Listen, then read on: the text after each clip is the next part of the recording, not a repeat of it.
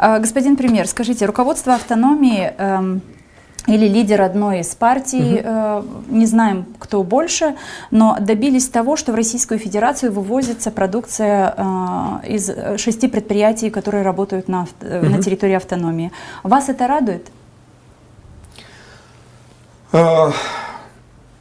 Меня радует то, что мы можем продавать свою продукцию и на рынке Европейского Союза, и пускай даже через определенные методы неординарной дипломатии и на Востоке. Меня радовало бы еще больше, если бы власти Российской Федерации исключили бы этот селективный подход, который не укладывается в наших договорах, которые регламентируют двусторонние отношения. У нас сейчас есть как минимум 3 базовых документа. Это то, что и Российская Федерация, и мы являемся членами Международной организации торговли. То, что мы имеем базовый договор о дружбе и сотрудничестве, который был обновлен в 2012 году, и то, что у нас есть договор о свободной торговле, который был обновлен в 2011 году. К сожалению, подход и изобретение определенных причин о несоответствии качества – это недружелюбный жест. Мы понимаем, что над этим надо работать, то есть эти недоразумения надо устранять.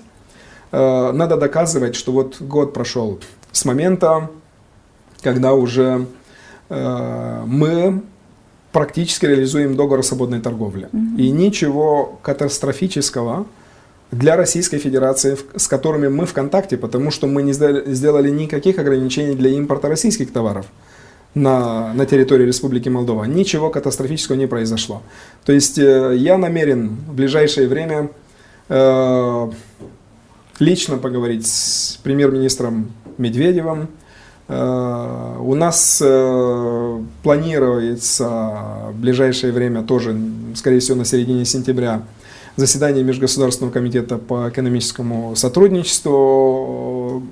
Я очень-очень надеюсь, Вы намерены раздобрить отношения? Я намерен, основываясь на рациональных аргументах, на букве двухсторонних межгосударственных соглашений, объяснять, доказывать и убеждать, что мы, во-первых, партнеры.